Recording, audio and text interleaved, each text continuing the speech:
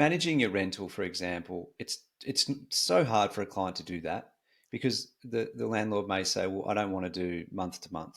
You got to commit 6 months or 12 months or Yeah, whatever. I respect that's so difficult because I've been there before.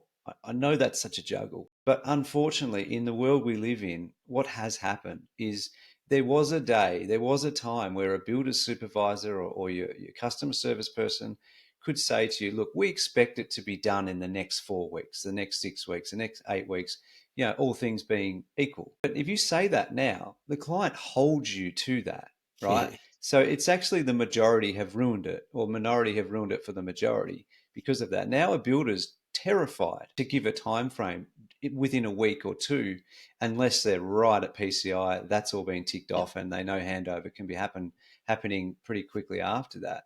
So please, I guess, respect that if you're going to force a builder to give you a time frame, you're only backing them into a corner and they're only answering it because you're doing that. So have a little bit of understanding that there's some things outside of their control because they're relying on third party trades and suppliers and things like that.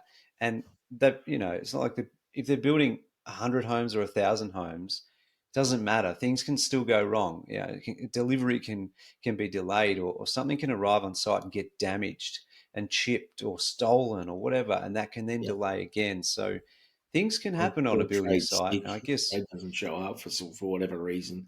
They've been held up on another job, so it delays, a couple of days here and there, and then that stops another trade that's now delayed it because they're does waiting on because works they're to be in done. they're in tandem. Yeah, Trade D can't do anything till trade C's done. Trade C correct. can't do it till B's done. So if trade A is delayed, you actually got to push all the other three back.